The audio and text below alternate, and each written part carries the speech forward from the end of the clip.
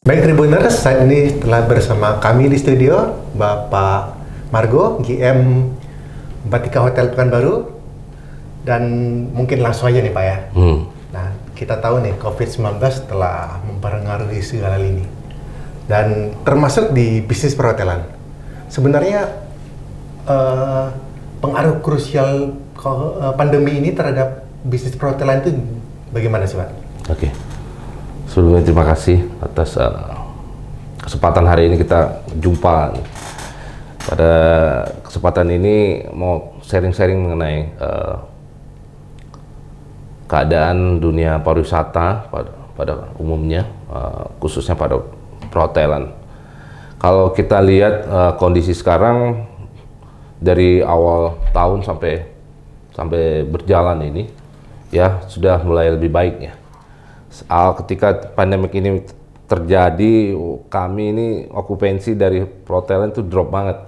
Mulai dari okupansi hanya turun 20%, terus kemudian 14%, sampai drop terendah itu di 6%. Bahkan kami pernah satu malam itu hanya punya 2 kamar. Ketika sudah kembali normal, kembali kita masuk ke masa transisi new normal, ini kami sudah mulai berangsur-angsur naik, tapi kami masih stuck di rata-rata perhotelan itu masih 30%. Ini perhotelan. Kalau dari pariwisatanya sendiri belum bisa banyak maksimal. Saya lihat teman-teman dari pemerhati pariwisata semuanya itu masih menahan diri untuk melakukan perjalanan wisata. Jangankan perjalanan wisata, perjalanan bisnis saja itu masih mereka masih menahan diri. Teman-teman dari corporate, teman-teman dari pebisnis itu masih menahan diri, melihat wait and see lah kayak gitu. Dan lantas penurunan sampai 6% itu jauh banget kan? Dan bagaimana cara hotel mempertahankan bisnisnya itu? Setiap hotel punya trik dan strategi masing-masing. Jadi kalau umumnya kami di hotel itu coba pertama tidak mengeluarkan hal-hal yang belanja yang bersifatnya ya spend nggak perlu lah ya, masih bisa kita rem. Terus kemudian pembelanjaan capex mungkin yang peralatan yang harusnya kita belanja tahun ini, kita anggarkan tahun ini, itu kita tahan dulu. Terus kemudian kita juga mempertahankan, yang paling utama adalah mempertahankan cash flow. Cash flow is the king. Ya, cash flow itu hal yang paling utama. Kita bisa jaga, selalu ada cash flow di rekening kita, di perusahaan kita jaga baik-baik. Jadi ketika nanti pada saat pembayaran gaji, pembayaran tagihan-tagihan ya listrik dan sebagainya, kita masih bisa terhandle dengan baik. Itu kita lihat yang umumnya strategi dari hotel. Terus ada lagi yang ya menahan ya variable cost ya, kayak tadi yang saya sudah sampaikan, yang belanja yang tidak perlu dan sebagainya kita rem. Jangan sampai akhirnya cash flow-nya terkuras untuk itu. Tapi pada intinya kita harus tetap bergerak. Oke. Sebenarnya Batika Hotel kan nggak hanya jual kamar aja kan, ada gym, ada restoran, ada spa juga. Dan sebenarnya yang paling terdampak itu di sektor mana, Pak? Iya, kalau kami kan posisi hotel kami itu berada di dekat bandara. Ketika bandara tutup, kami telak sekali pukulannya itu, ibaratnya bukan ditampar lagi kayak di TKO. Dan bukan Batika aja itu Pak ya? Iya, umumnya ya? Ini kan dampak pandemik global ya. Ya, jadi memang semua bisnis di dunia ini berdampak. Kalau kami dari posisi Batika Pekanbaru sendiri itu memang karena dekat airport, ketika airport tutup cuma langsung 7 menit nyampe, Pak ya? Nggak nyampe 7 menit, kepleset juga nyampe. Jadi luar biasa pandemik ini memukul dunia pariwisata, perhotelan khususnya, dan kami sendiri punya beberapa strategi untuk bertahan ya dengan yang saya sampaikan tadi. Pertama, mengontrol cash flow, manage cash flow sebaik mungkin, terus kemudian kontrol variable cost, terus beberapa yang harusnya kita anggarkan tahun ini ya nggak kita belanjakan supaya kita bisa survive di bisnis ini. Dan sekarang ini Pak, pembatasan sosial berskala besar sudah selesai. Sekarang masuk tatanan kenormalan baru. Dan saya dengar Batika Hotel juga mendapatkan hotel pertama yang mendapatkan predikat hotel new normal. Ya. Dan apa gebrakan hotel Batika setelah mendapatkan predikat new normal dan saat masuk ke era new normal ini, Pak? Ragam informasi terkini kami hadirkan tiada henti. Simak tribunpekanbaru.com. Baik Tribuners, masih bersama saya dan GM Batika Hotel Pekanbaru, Pak Margo. Dan kita lanjut Pak. Ya. Sekarang tatanan kenormalan baru udah masuk. Dan PSBB selesai, dan normal masuk. Dan apa gebrakan Batika Hotel untuk dalam era new normal ini? Oke. Kalau dari kami Batika Hotel, ketika pada saat krisis, terus kemudian akhirnya berubah, ya, itu semuanya saya sampaikan kepada di internal Batika sendiri. Jadi saya sampaikan ke mereka kondisi bahwa ini ada manajemen risiko. Bagaimana kita mengelola risiko ini dengan baik. Yang saya sebutin tadi ada penghematan di segala lini. Terus kemudian kami juga mengajak karyawan, karyawati seluruhnya, setiap individu yang ada di perusahaan untuk berperan aktif. Mereka sadar bahwa ini bagaimana kita mengelola risiko ini dengan baik. Jadi saya tanya setiap individu, satu hati nggak sama saya gitu. Jadi satu hati nggak, soalnya saya leader di dalamnya.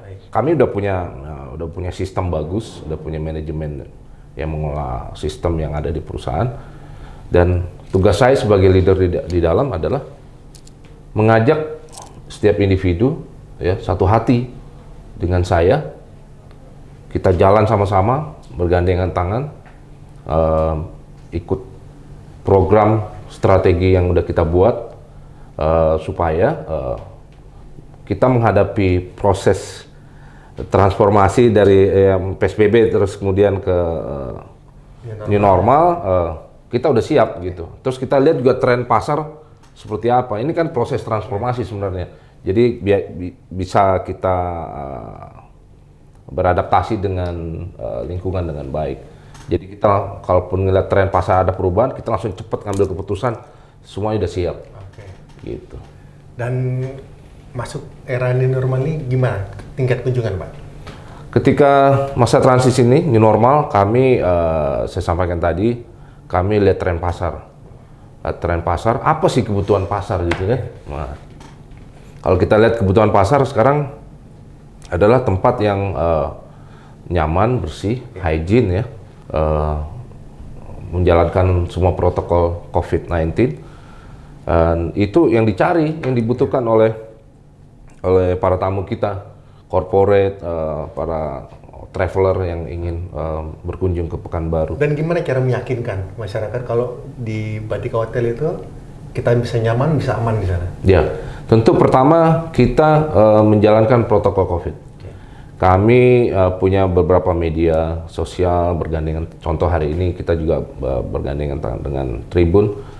Ini salah satu bentuk media untuk menyampaikan pesan kepada tamu-tamu kami bahwa kami sudah menjalankan protokol COVID-19 dan kami juga sudah mendapatkan predikat new normal dari pemerintah, dan ini sebagai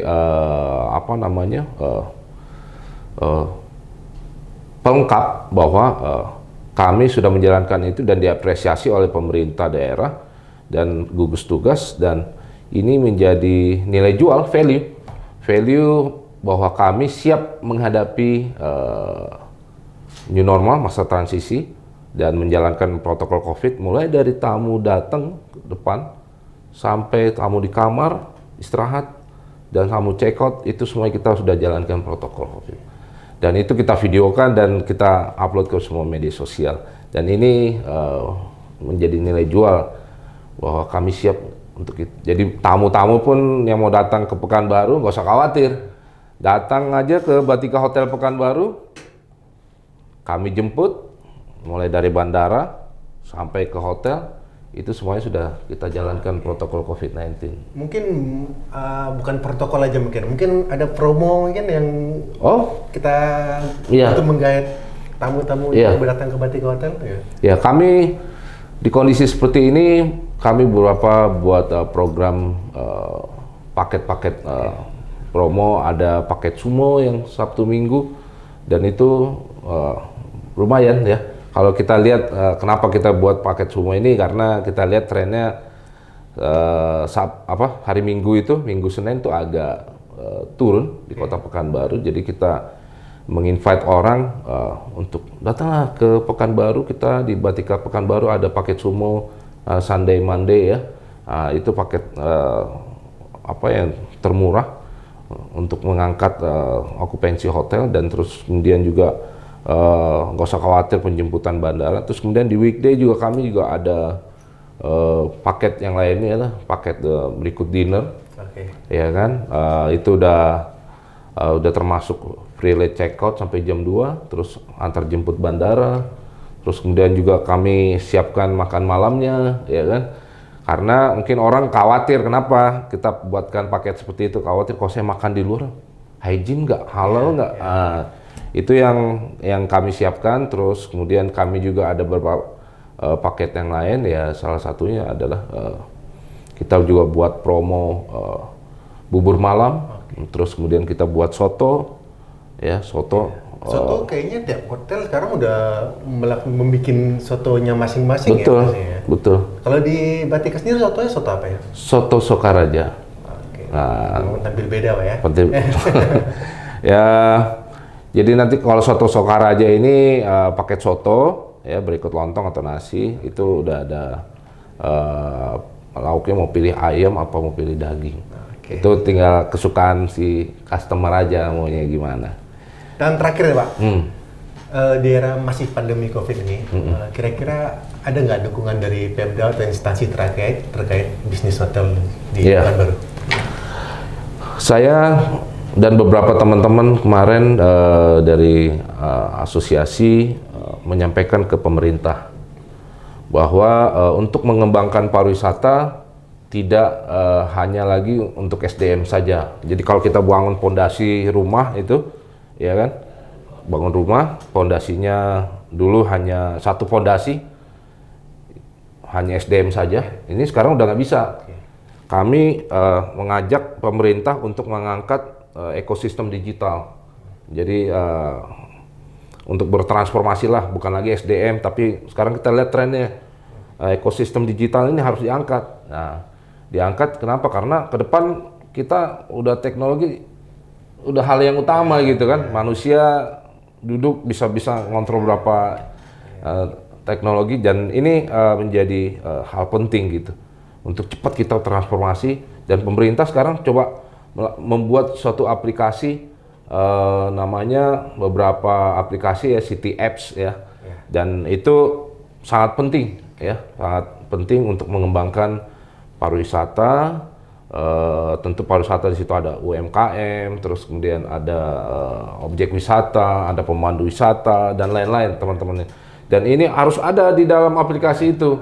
Jadi ketika orang berkunjung ke Pekanbaru, dia tinggal buka apps aplikasi itu, udah semuanya ada pemandu wisatanya, ada hotelnya, ada restorannya, jadi semuanya lengkap. Dan sekarang kayaknya lagi dibangun nih sama Pak Wali Kota, ada beberapa apps yang sudah ditawarkan ke kita untuk join free ya. Nah, ini salah satu bentuk dari pemerintah, peran pemerintah untuk membantu pemerhati pariwisata, pelaku pariwisata untuk berkembang. Dan masyarakat juga diajak untuk bergabung supaya nggak usah takut lagi melakukan aktivitas ya, yang tentu dengan melaksanakan protokol COVID-19. Memang ngembangin pariwisata otomatis akan mengembangkan bisnis perhotelan Pak ya? Iya, semuanya. Jadi dengan bergandengan tangan kita semuanya, semua aspek dan pelaku agar pariwisata ini maju dan berkembang, tidak lagi dengan cara konvensional, tapi kita udah harus menggunakan teknologi. Ya kan sekarang mau booking hotel aja kan harus melalui online travel ya kan, nah, kayak gitu aja. Jadi kami juga berkolaborasi dengan pemerintah ya dengan City Apps-nya ya, mudah-mudahan ini jadi ke depan jadi bukan menjadi apa namanya, pokoknya menjadi satu kesatuan lah. Ya, dan udah menjadi kebutuhan juga Pak ya. Betul.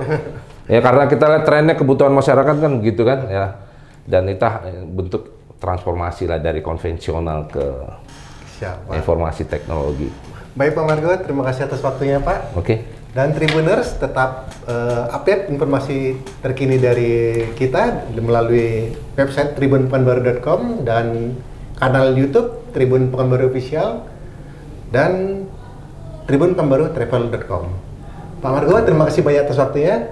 Terima kasih banyak Tribuners. Terima kasih Tribun.